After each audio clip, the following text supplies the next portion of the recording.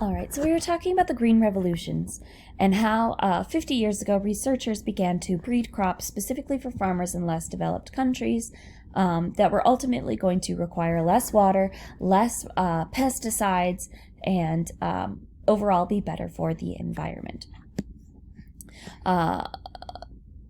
So yes, weeds, with their developments, weeds are more easily controlled, less tillage is needed, soil erosion can be minimized.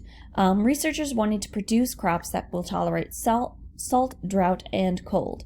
They also wanted to increase the food quality of crops, help them contain more proteins, more vitamins, more minerals, so that way more nutrients could be extracted from single crops. Almost 2/3 of the world's cropland is devoted to producing livestock feed. There are significant environmental effects of raising livestock for human consumption. Cattle live in crowded feedlots where many of them receive growth hormones and antibiotics. Raising livestock accounts for most of the pollution associated with the farming industry. Water is used to wash livestock waste into nearby bodies of water without first being treated at a sewage treatment plant. And it's possible to feed 10 times as many people on grain as it is on meat. Meat, if you remember from our ecological food pyramids, we talked about how so much energy is going to be lost at each trophic level. So when you are eating meat, you're actually consuming significantly less energy, significantly less nutrients than you would be consuming if you were to eat an equal quantity of grains and vegetables. So continuing with our discussion about energy. Energy is some sources of energy are renewable, others are non-renewable. The consumption of non-renewable energy supplies results in environmental degradation. About 11% of the world's energy supply comes from nuclear power. 80% comes from fossil fuels. Both are going to be finite, non-renewable resources. People tend to be afraid of nuclear power, and this is because, with good reason, radioactive waste from nuclear power plants threatens the environment for thousands of years. So the waste produced from radioactive or nuclear energy can be incredibly damaging to the environment. Fossil fuels, oil, natural gas, coal, are all going to be and coal are all derived from the compressed remains of plants and animals that died millions of years ago. Coal releases sulfur, which forms acidic rain. Despite the fact that coal is plentiful in the United States, imported oil is preferred over coal because of the damaging effects that coal has on the environment. All of these, however, are going to contribute to environmental problems because of the pollutants released when they are burned. Human activities cause the emission of greenhouse gases. This allows solar radiation to pass through, but hinders the escape of heat back into space. And as the temperature increases, glaciers are going to melt, sea levels will rise, coastal cities are threatened. Coral reefs, which prefer shallow water, will most likely drown. There are renewable types of energy that can be used instead that do not have as much damaging effects to the environment. So some types of renewable sources of energy include hydropower, geothermal, wind, and solar. Hydropower is hydroelectric plants that convert the energy of falling water into electricity. This accounts for about 6% of the electrical power generated in the United States and 24% of total renewable energy used. Worldwide, it generates 17% of all electricity. Enormous dams, however, do have detrimental effects on the environment. So here is an example of a dam and hydropower. So those enormous dams do have detrimental effects on the environment.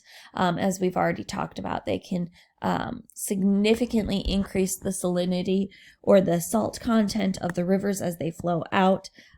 They can damage the local wildlife, and they can have some pretty severe consequences on the local environment. Geothermal energy is another type of renewable energy. Deep underground, uranium, thorium, radium, and plutonium undergo radioactive decay. This is going to cause heat This is going to heat the surrounding rocks to hundreds of degrees Celsius. When those rocks contact groundwater, huge amounts of steam are produced, which can be piped up to the surface to heat homes or run steam-driven turbo generators. Wind power is also a renewable resource. This should fulfill a significant percentage of our energy needs in the future. The amount of land needed for a wind farm compares with the amount of land required by a coal-fired power plant or a solar thermal energy system. So in terms of the land required, it is relatively the same as other renewable resources. Solar energy has to be collected, converted to another form, and stored. Photovoltaic cells, or solar cells, can be placed on roofs to generate electricity that can be used inside a building and or sold back to a power company. There are several types of solar plants are now operational in California. In one type, reflectors focus sunlight onto a pipe containing oil. Those heated pipes boil water and generate steam that drives a turbo generator. In another type, sun-tracking mirrors focus the sunlight onto a molten salt receiver mounted onto a tower. The hot salt then generates steam to drive a turbo generator. Here's an example of using mirrors to reflect all of that solar energy onto a single point, which can then be used to turn a turbo generator. Minerals. Minerals are considered non-renewable raw materials that are going to be mined. Things like salt, things like sand, gravel, phosphate, aluminum, copper, iron, lead, gold. One of the greatest threats to ecosystems is surface mining, called strip mining. Huge machines remove mountaintops to reach a mineral, but the problem is that rain washes toxic waste into nearby streams, which then flow into our larger rivers and end up in the oceans. The metals that are most dangerous to human health are the heavy metals, things like lead, mercury, arsenic, cadmium, tin, chromium, zinc, and copper. These are used to produce batteries, electronics, pesticides, medicines, plants, inks, and dyes.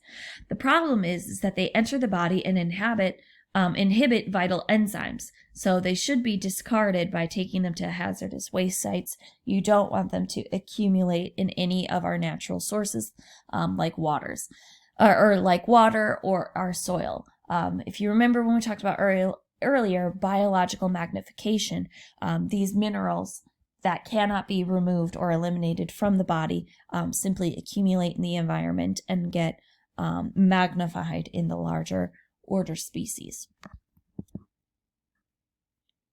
Every year, countries around the world discard billions of tons of solid waste on land and in fresh water and salt waters. In the United States, the Environmental Protection Agency oversees the cleanup of hazardous waste disposal sites. Commonly found contaminants include heavy metals, so those that I mentioned previously, lead, mercury, arsenic, and chlorine-containing organic chemicals, things like chloroform or polychlorinated biphenyls, PCBs. Some of these are going to interfere with your hormone activity. Things like halogenated hydrocarbons are made from carbon and hydrogen and include halogen items like chlorine and fluorine, and they can mimic certain activities in the body, but they can also inhibit hormones. Chlorofluorocarbons, CFCs, damage the ozone shield, which is what's protecting the Earth from harmful UV